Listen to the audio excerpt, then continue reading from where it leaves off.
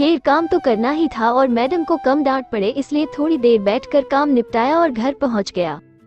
घर आते ही आशु को फोन किया और उसे याद दिलाया कि उसने गोली खाई या नहीं। मैंने तो फोन में भी रिमाइंडर डाल दिया ताकि मैं कभी भूलूं नहीं। अगले दिन जब आशु से शाम को मिला तो वो मुझे थोड़ी गुमसुम लगी। पूछने पर उसने कहा, क्या मैं ये बेबी कंसीव नहीं कर सकती? ये सुनकर पहले तो सोचा कि उसे झिड़क दूं, पर फिर सोचा कि उसे ठीक से समझाता हूँ।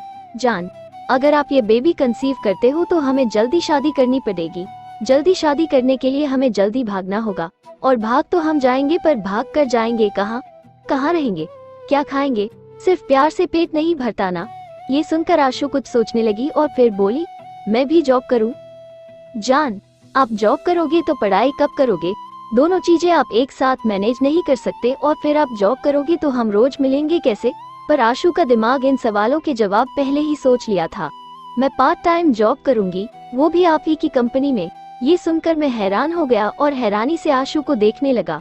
नहीं, मैंने बस इतना ही जवाब दिया और बात को वही दबा दिया। आशु ने भी डर के मारे आगे कुछ नहीं बोला।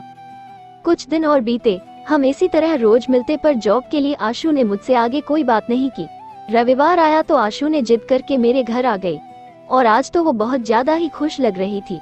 आज वो पहली स्कर्ट पहन के आई थी और अपनी कुर्ती ऊपर उठाकर आशु ने मुझे अपनी नेविल दिखाई।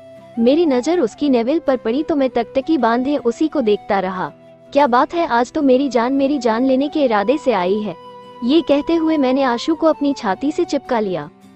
वो प्रेगनेंसी वाले दिन के बाद मुझे तो लगा था कि आप मुझे अब शादी तक छुओगे ही नहीं। आपको रिझाने को ही इतना सज धज कर आई हूँ। ससस आ ह नम। सच्ची कितने दिनों से आपके लिए प्यार के लिए तड़प रही थी। आशु ने कसमसाते हुए कहा, पागल, तुझे प्यार किए बिना तो मैं भी नहीं रह सकता। उस दिन जब तूने मुझे प्रेगनेंसी की बात बताई तो मैं मन ही मन सोच कर बैठा था कि अब जल्दी ही तुझे भगा कर ले जाओ। मैंने आशु को बाएं गाल को चूमते हुए कहा। सच्ची? आशु ने खिलखिलाते हुए कहा। मेरी बात सुनकर आशु मेरी आंखों में देखते हुए बोली, मैं जानती हूँ आप मुझसे कितना प्यार करते हो और मेरे दिल को चोट न पहुँचे इसलिए आपने मुझे कभी ये नहीं बताया।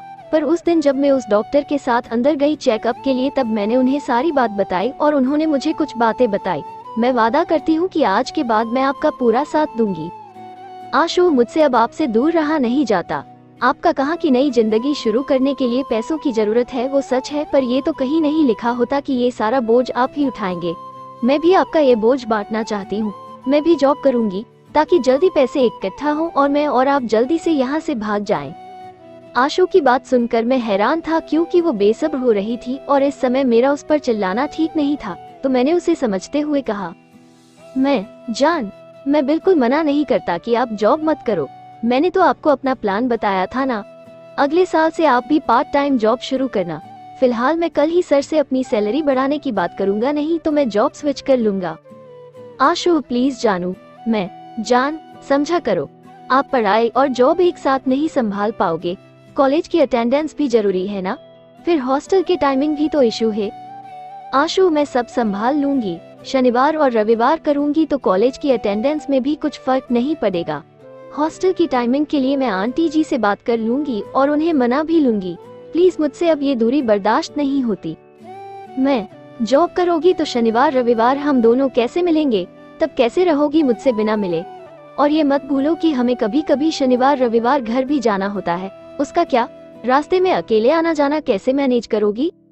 आशु, मैं आप ही की कंपनी में जॉब करूंगी तो हम एक साथ और भी टाइम बिता पाएंगे। और रही घर जाने की बात, तो आपके बस इतना बोलने से कि आप ऑफिस के काम में बिजी हो तो कोई कुछ नहीं कहेगा। आप बोल देना कि मेरे एग्जाम है, कुछ भी झूठ बोल देना। ज्यादा हुआ तो कभी कभी चले जाएंगे। एटलीस्ट मुझे एक बार कोशिश तो करने दीजिए। एक बार नीतू मैडम से बात तो करने दीजिए। मैं अच्छा जी तो सब सोच कर आए हो। मेरे ऑफिस में जॉब करोगे तो मेरे साथ आना जाना तो छोड़ो, वहाँ मुझसे बात भी नहीं कर सकती तो। आशु, क्यों भला?